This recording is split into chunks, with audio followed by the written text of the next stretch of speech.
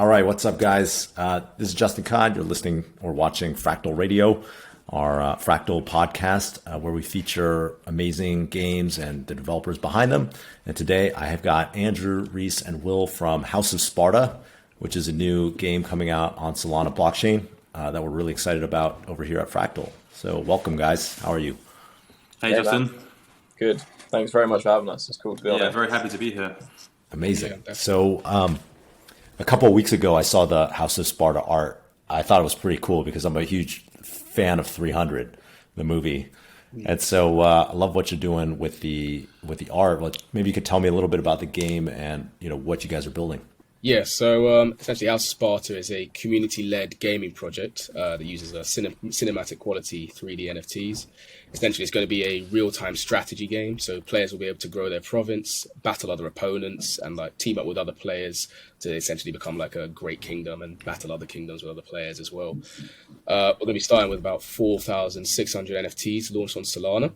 And then from there, we're going to have a second mint, which is more of which is going to be a Persian army, so that's going to be coming as well. And essentially that forms the backbone of our storyline behind the game. So it's going to be a battle between the Spartans and the Persians and the factions, the different factions there. And they're going to battle different opponents throughout Greece. So that's a brief summary of the game as a whole. I love it. How big is the Persian army going to be? It should be like 400,000, right? Or like 4 million. to be accurate. No, it's going to be the same size. We're going to do 4,600 again. We're trying to make it as fair as possible in the actual environment, but yeah, it'd be cool. We're actually trying to make it historically accurate to some extent. We're sort of nerdy in that sense as well ourselves. So we're actually trying to bring as much of that as possible to the game as well. So hence the Persian element and stuff like that. We're going to generate a brand new set of super cool 3D art and stuff. We're going to have some Persian women involved there and everything, and we're just trying to make that bit as cool as possible as well. But for now, the focus is the Spartan army that we're doing, and obviously everyone can see the art online. It's pretty cool. We think it is anyway. And we try to make it as hyper realistic as possible, and yeah. So hopefully everyone else likes the art and the rough storyline of where we're going with it. We've got some really cool one-of-one Greek gods that are going to be coming as well. Kind of post-mint, super rare items. They'll be really dope. Same artist can be making them. Zeus, Ares, God of War, that kind of vibe. It's gonna be cool. Awesome! I can't wait to see it. So, how did you guys come together to start this project? Yeah, so we're all primarily, I'd say, we're all friends first and foremost before business partners. I'd say we've known each other for absolute years. Long time. We've all got a super keen interest in NFTs. And then we sort of joined. I was sort of on the NFT wave from, I'd say, about May, June time. So not super early, but relatively early for the Solana space. And then we basically were that's what got us really excited because we're all gamers at heart, essentially. And then when the two worlds collided of gaming and crypto, we were this is the coolest thing.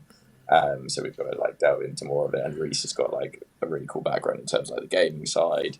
So we were just this is a really cool marriage to make, and let's try and make something happen. And it's just snowballed from there, and now it's a super exciting project, and it's taking up all our time, but we just love it, and it's just it's an awesome thing to be a part of. And now here we are with you guys. So yeah, it's been a roller coaster of a journey, but it's been very exciting, and this is just the start really. We're here for the long term, and we can't wait to get the game out and playable really. So tell us about the game. What kind of game is it going to be? I'd say a good reference point for kind of the vibe of the game will be Total War, Age of Empires, which was something me and Reese played a lot of when we were younger, and then that's kind of the vibe. Obviously, we're going to have our own spin on it as well, but it'll be a multiplayer kind of strategy game. You'll have your armies, you pitch them against each other, but you'll also have a province where your army will be based, and you'll have the opportunity to kind of upgrade your province, mine resources, improve defenses, and then we've got this really cool thing called decentralized autonomous kingdoms, where players will be able to join their provinces up together, kind of form bigger kingdoms. So if your friends playing the game, for example, you can kind of join forces, put your provinces together, combine resources, and then you can also kind of set laws and taxes and within your little economy, and we can create kind of this little microeconomy within the in-game economy, and then you'd have kingdoms battling each other. And essentially what we were thinking as well is like when we were like, as Andrew said, like we all played it loads when we were younger, but then we thought like, what is the space missing at the moment? And that was like our favorite type of game when we were younger that we played and stuff. And we haven't seen anything yet like there is that sort of typical strategy based game that has like the historical element to it, like Age of Empires, God of War, that kind of thing that we all love. We just didn't see that in the space, and we just thought that's such a cool marriage because it works so well. Like when you introduce tokenomics and stuff, like backing armies, sort of leveling up, and then guiding your army throughout this kingdom just works really well with the tokenomic structure and like the play to earn sort of area. So we thought that was just like a super cool thing to do. It's had like really good reception with a lot of the people like hyping about it in our Discord. Like this doesn't exist at the moment, and it's something that we'd love to play.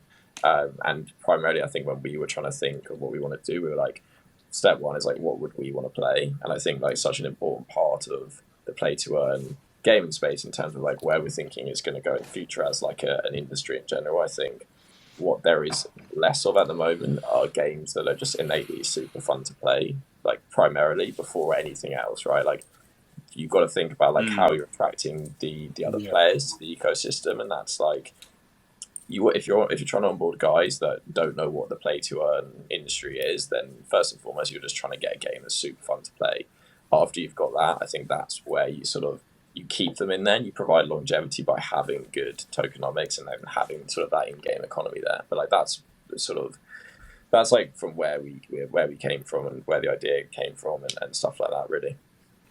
That's amazing. So where will the NFTs factor into the game? Is that your main character or like, Yeah, so you can sort of think of it like your NFT character will sort of be a representation of their army that they'll build. And then, so say, Justin, if you ever wanted to mint one, say you mint one on launch day, and then you get... I'm going to mint one. I've got to get in line. I'll be there clicking the button, yeah.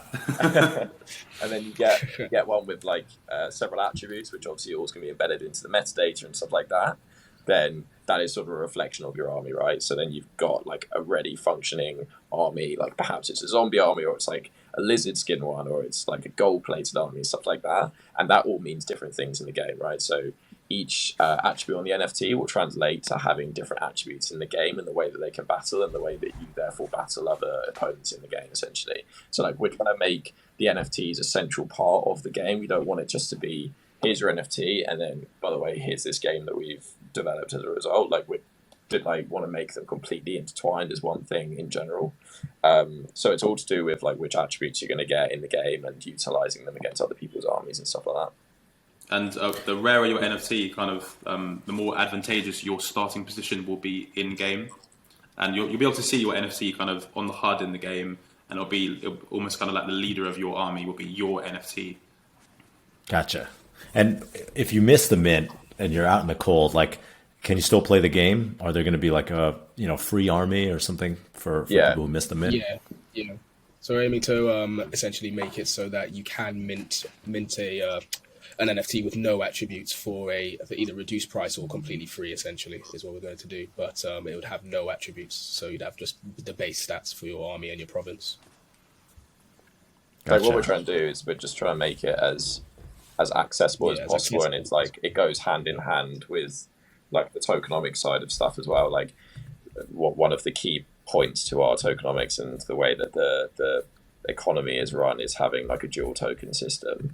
Because like when we were assessing this before, we're looking at other tokens, like some of them get super inflated, and like hyperinflation is one of the things that you're trying to contend with ultimately when you're trying to build an in-game economy like we have, like obviously in the real economy. So having that dual token system helps with keeping the government token to like a sensible level, and it's not going to get hyperinflated and therefore just be like another barrier to entry for people to enter the game. Like we're trying to make it as easy as possible for people that have never played a crypto game before to just come in, mint a blank NFT for like a really low price or even free, and then they're there and they're aware the race is basically, and they can just start from the get-go.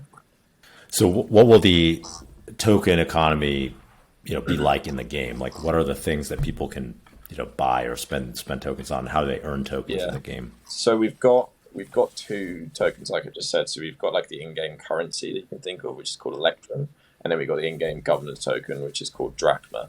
So like both, again, we've tried to like keep them historically accurate to some extent. Yeah. But essentially, we were thinking of the most important things when doing the economy, and I think, like Andrew alluded to, with the decentralized autonomous kingdoms, like we've seen DAOs form in crypto and NFTs, and now they've just become like super synonymous with NFTs, and they are sort of the essence of crypto, right? Like everyone is part of the organization, it's an equal voting right. So like Andrew said, we've tried to bring that to the game.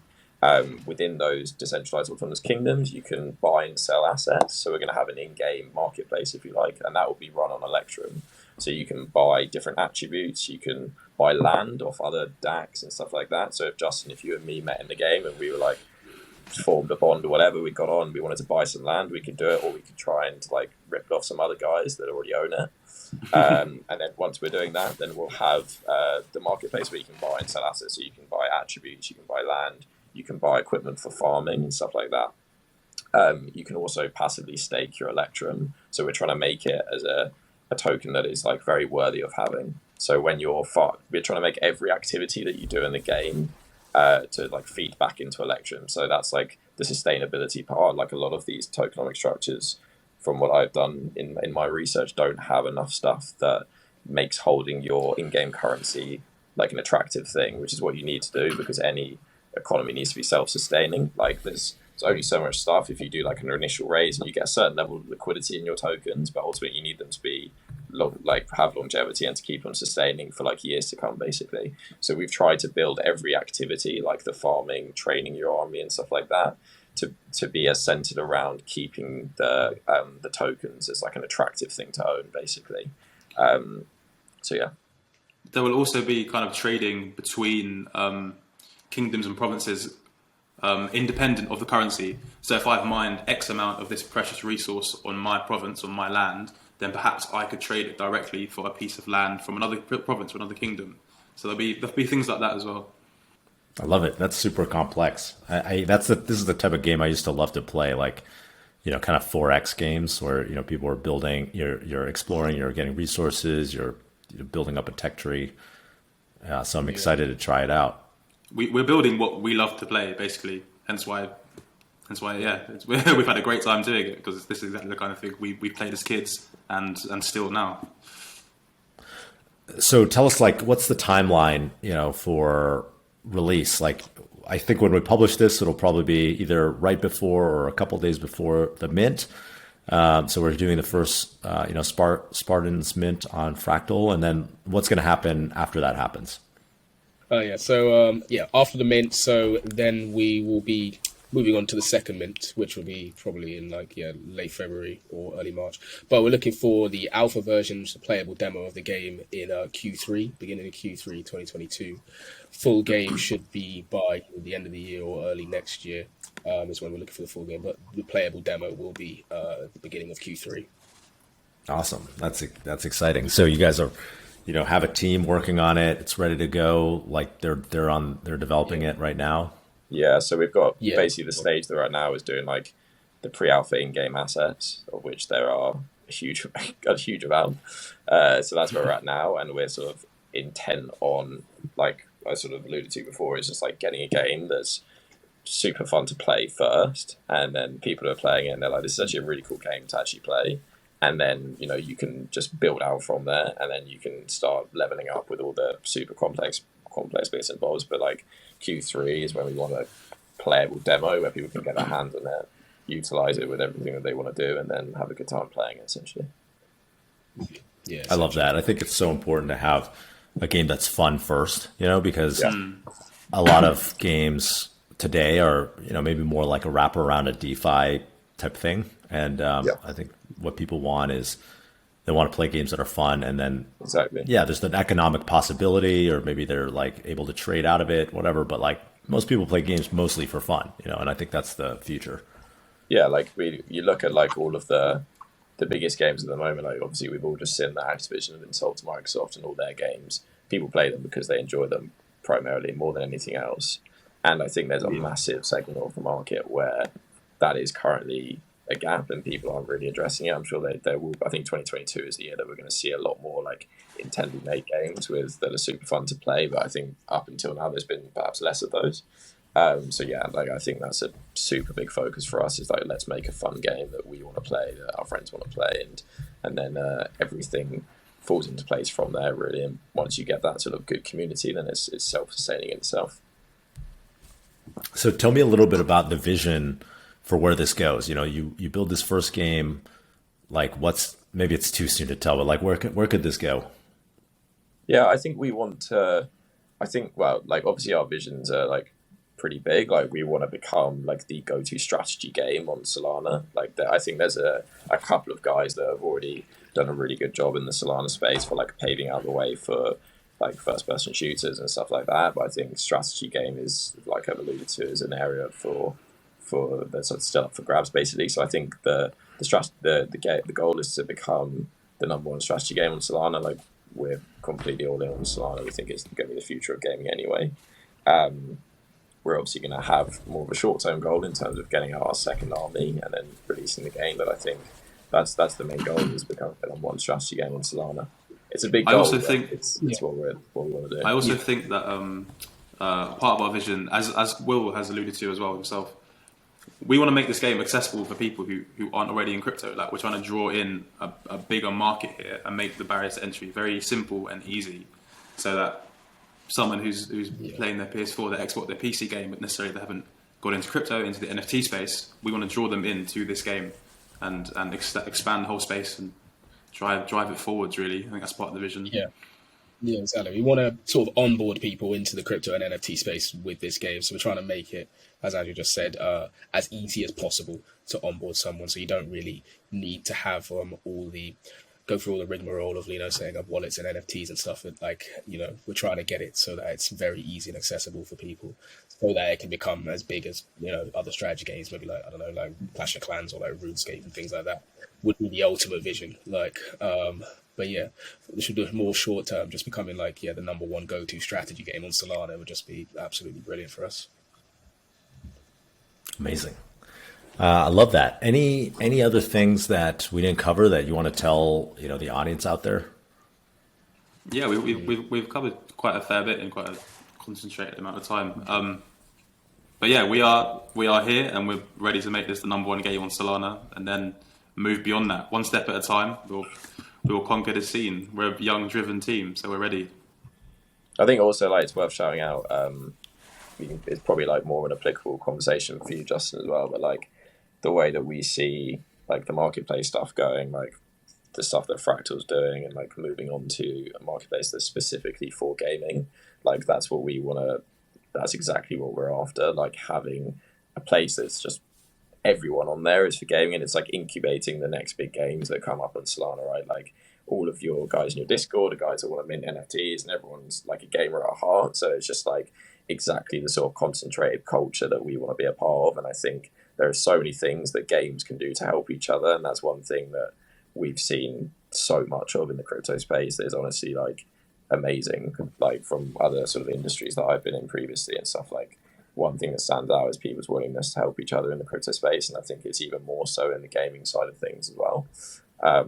So yeah, like just being part of those communities is a really cool thing, and I think stuff like Fractal is only like enhancing that vision and making that a real thing for people to take part in. No, thanks guys. I appreciate that. Yeah, our mission, I think, hopefully as everyone on the teams communicate to you, is just to really help game developers make the coolest experiences and be as supportive as possible. So awesome. Well, where can people find out about House of Sparta? Like what's the website, Discord, Twitter? So the website is houseofsparta.art. And then from there, I think all of our links are on the website essentially. So our Discord, Twitter, everything should be. But come say on the Discord.